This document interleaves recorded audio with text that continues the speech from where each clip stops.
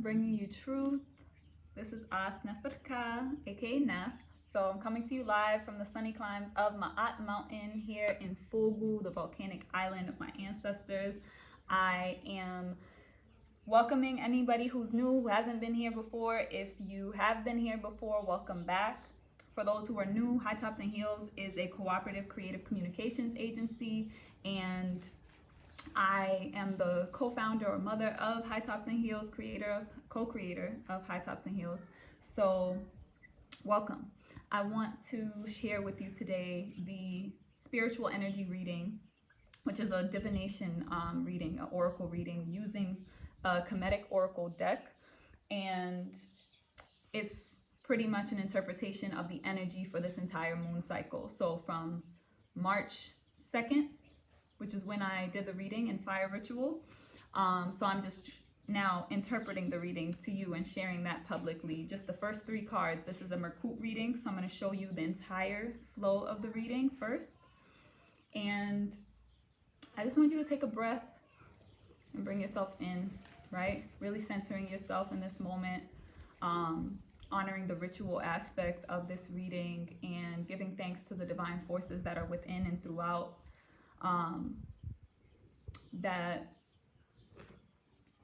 have been revealing through our lives the lessons and the messages that we need to tune our spirits in order to serve and be who we are, I say. So I am going to go ahead and show the entire reading, which is what I normally do. I'm just going to show it, but I'm actually going to focus in for this live stream on just the top 3 cards of the reading. If you are interested in the entire reading, then you would need to join the Tehuti Ma'at Militia. So High Tops and Heels is part of Tehuti Ma'at, which serves as a resource mechanism to foster the political, economic, and cultural development and empowerment of people of African ascent. We are a revolutionary instrument. Like I said, it's a cooperative. We build out cooperative institutions. And if you become a member of the militia at the kingdom level, which you can make any donation, moonly donation, so every month a contribution to the work and supporting the work that we've been doing. You can find out more information at tehutimaat.org. I'll make sure to put everything in the description for you. But yeah, those who are in the militia are going to get the entire reading for the moon cycle, as I'll show you. But we're just going to focus on the top 3 cards for our session right now. So I'm just going to show you what we have here. The sun is blazing right now. I can't even see my screen, so excuse me. How do I even flip this? All right, my fault. My apologies, I should say. Okay. So this reading, I actually pulled 11 cards because an extra card came out when I was doing the reading. Like I said, I pulled this at the top of the moon cycle on March 2nd, and an extra card came out. So the base is actually super stable, mainly because we're really in a grounded energy cycle. Like there's a lot of stability down here. This is the earthly dimension, right? This time I'm going to share it to you as it goes up. This is the earthly physical dimension. This is the emotional dimension, which is based on water. Air is the magical mental body, the Ba. So you have the Ka, the Ba, Geb, the earth, and Sabu Septa, Sirius, the son of our sun, being the top of the reading right there. So we're going to focus in on these 3 cards right now. I'm going to share the interpretation for those 3 cards. And okay, so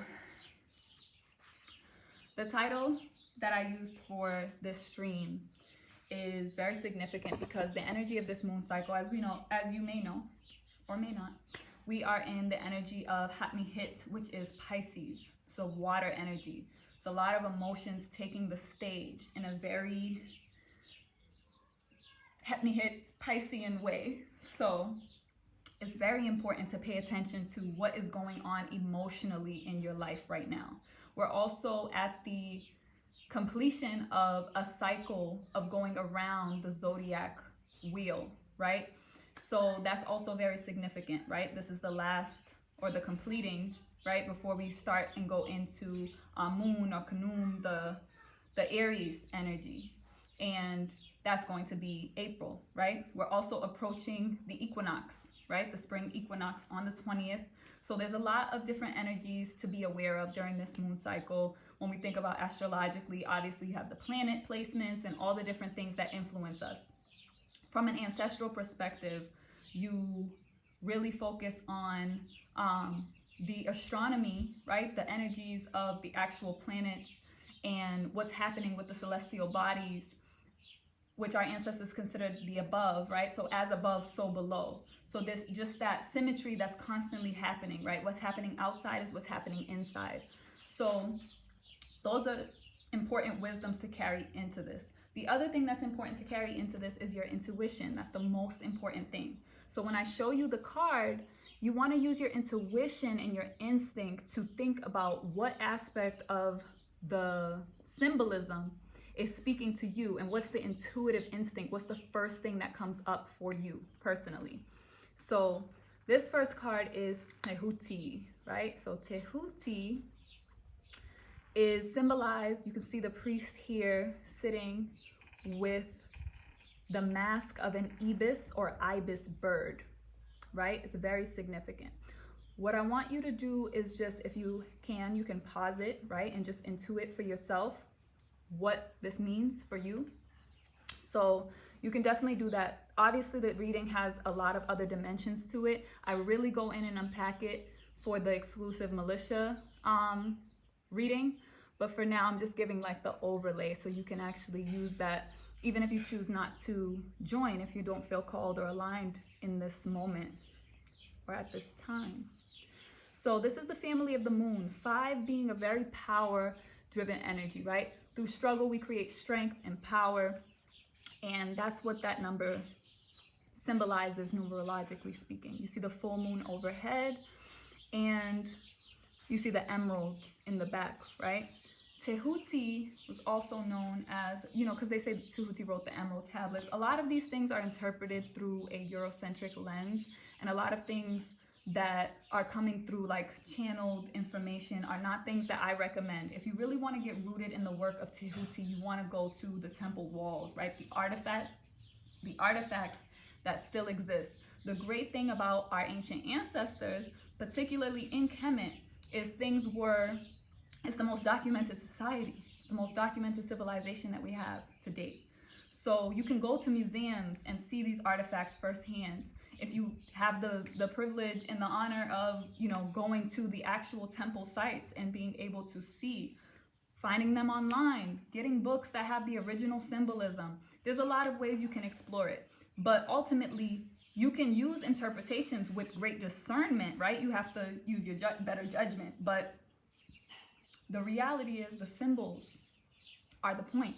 They are the message. And that's what's speaking to you. That's what's speaking to your soul. It's what's speaking to your first eye.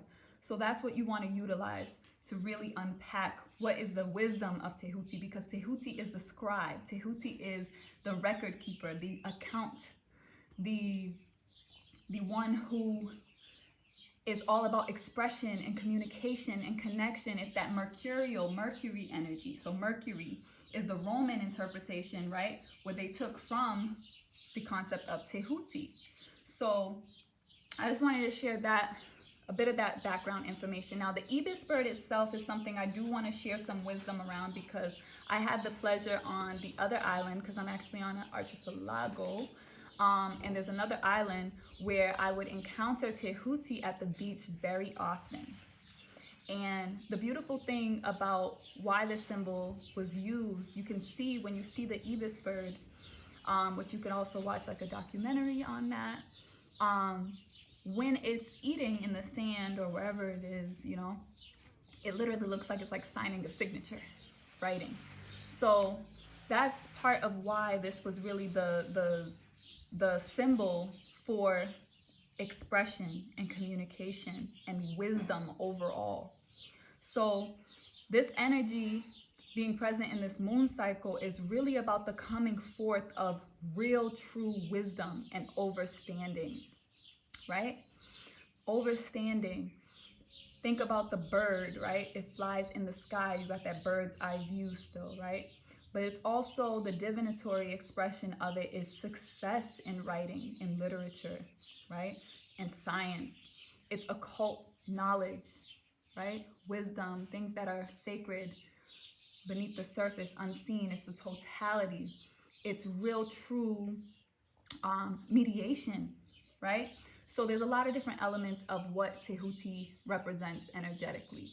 So that was actually part of why I put setting, right? The gravity, because it's a very grounding moon cycle as well, right? Especially as we're coming down with heavy emotions and, you know, things that can't necessarily be ignored, major shifts, right? We're being shifted into setting the record straight, right? Because it's also about, Tehuti is about precision, accuracy, measurement, right? Discipline, accountability, right? That's the point of keeping the record. Everything that ever was, ever will be, has been written in the accounts of Tehuti. So it's a cosmic principle, it's a cosmic energy. It's a very overarching energy. So that's what is influencing this moon cycle. So this is a great moon cycle to be writing and turning to your own writings, right? Journaling, all of those types of things, even creative writing. You're going to have a lot of potent energy really in support of that right now. So like I said, that's the main guiding point of the entire reading. So every other card within the reading is based on that particular principle. Now, as we work our way down into the air dimension, right? It's very significant to think about that because one of the laws of Tehuti, right, the universal principles, is the law of mentalism, right? Because the world that we live in is based on vibration, right? So vibration is sound, it's expression, right? Vibration is the basis of this entire material realm. So our thoughts, right? Because Tehuti was also translated into the Greek, into thoth, where we get thought, right? Like I said, it's all wisdom, knowledge.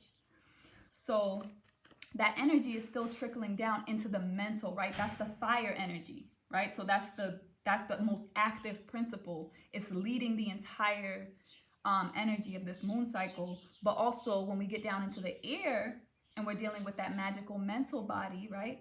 The Ba, it's symbolized by a bird with the human head, right? And that symbolism is showing that, like I told you, when you take flight, that bird's eye view, it's very much about the astral, the ethereal, the mental realms. And our thoughts create our reality, right? Our thoughts turn into our words, our expressions, our actions, right? So they do become vibration, right? And the thought itself vibrates. And every thought you think wants to continue to exist. So when we're going through struggle or challenges, especially emotionally, it's important to tune into the thoughts that we've created that have allowed for that. And then going even further to what has triggered the thought to begin with, right? What are we consuming? What are we exposing ourselves to? What is influencing our thoughts, right? And journaling and writing is a really powerful expression. There's so many ways to explore this significance, even looking at literal brain science and the impact of writing things down on your memory. A lot of different aspects to look at there. But I'm gonna move into the second card, which is Nut. Like I said, you can pause it here and intuit that for yourself. You see the body of the woman, the divine cosmic womb, birthing the sun through her womb space, bringing forward Ankh, life, over the primordial waters, right? Another primordial energy. So this is in the family of the primordials. It's a two, it's a twin energy. It's coupled or complementary energy is Geb, which is the earth, right? So you have the divine masculine and the divine feminine. Not what they flipped upside down on us. Important for you to consider that. Ancestrally in this Kemetic legacy, we look at Geb as a masculine energy, the earth as a masculine energy. But in the modern culture, we're told that it's Mother Earth, right? And we have the Father God in heaven. But we were shown that the womb of heaven is a feminine energy. And the womb of the cosmos is where you find Geb, right? Our planet is in the cosmos, right? It's in the universe. it's in that cosmic darkness, in the womb energy, right? So you want to take that into consideration, right? Like I said, this is the mental, it's on the left side. So it's more so your thoughts from before, from the previous cycles that are continuing and being influenced. This is about creative illumination, right?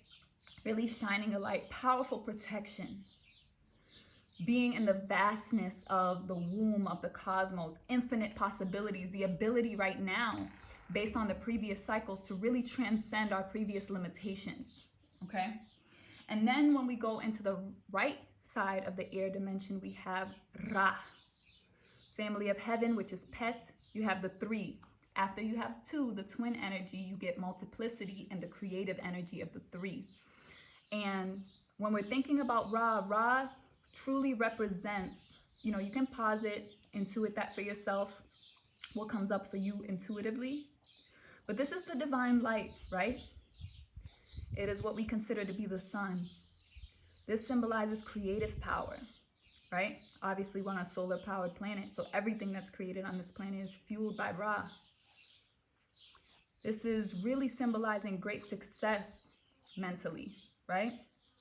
And overcoming obstacles and danger. And I want to really speak to that on a mental note, because we're in a spiritual war, meaning it's taking place on every dimension, right? We know we're in a biochemical war, in a very physical war that's happening, been happening. We're also in that spiritual war, but it's also a mental war, it's emotional war, it's all dimensions. But the mental is really where there's focus, because that's where we have power. So it's very significant to consider the battles that you're currently having within this moon cycle in the mental plane and how you are overcoming, right? Because Ra has to go into battle with Apep, right? And I showed you that entire reading. This reading is so powerful. There's really a lot of grounding energy. There's going to be a lot of subconscious fears coming up, you know, or memories resurfacing that, I should say Ra surfacing, that really have to be dealt with. And we're really going to have to contend with the healing and the alchemy and the internal battle, right? Because the war that we're experiencing out here, everything that's happening out here is also happening in here, right? So we have to begin inside. With everything, we begin inside. So it's very important to take that into consideration, right? So you have Apep, the great parasitic serpent energy that is depicted as chaos and the chaos of the darkness, right? When Ra goes to set or rest in the west, it goes into darkness and goes to do battle every evening with Apep, with that energy, and rises successfully every day in the east. So it is about thinking about how, or the experience of what's going to come forward through that creative power. The ability to create our thoughts is really going to be our ability to transcend the thoughts that we have to then battle with, right? And then making some serious changes on a practical note to really adjust what we expose ourselves to that influences our thoughts, so that we can have greater control and power and authority over our mental plane. Very, very, very significant energies right now. I'm going to leave it at that. If you are interested in getting the full reading, join the Militia, tehutimaat.org/join. You can join at the kingdom level with any contribution level supporting our work. Like I said, Tehuti Ma'at is a revolutionary instrument. We have many programs. Organic Food for the People is relaunching for the spring. Our mission to bring forward knowledge and information and empowerment around agriculture, cultivating our own food, and so many other things. But for now, if this is your first time here, you can subscribe to our channel and you'll be able to see a bit more of the things that we have going on. We're going to be doing a panel discussion this month, for Think, which is our educational platform. The panel is going to be on marketing misleadership. We're really going to be dealing with the question of leadership and misleadership within our community, with our people. And we're also going to be talking about Think Beyond Spirituality, which is going to be the Think Beyond series that I'm doing with Taja. Previous Think panels you can see on our channel, as well as the previous Think Beyonds that we've done before. But as we come forward in the spring for a true rebirth, for our full new year, right? For us, the new year is beginning in the spring because we're synchronized with nature. And that is the natural sprouting. So we're going to be coming forward with a lot of great content, as well as programs and services that we've been doing for the last 8 years. So please continue on the journey with us. If you haven't been here before, join the journey. And yeah, I trust that it'll be exactly what you need if this is what aligns with you. So take care, travel light, enjoy the rest of this moon cycle. And as we approach the full moon, which is going to be on the 17th or the 18th, depending on where you are, then I'm sure you're going to have your own revelations of how this energy has been unfolding in your life, because that's when we have peak illumination as the moon fully reflects the energy of Ra. So take care. Power.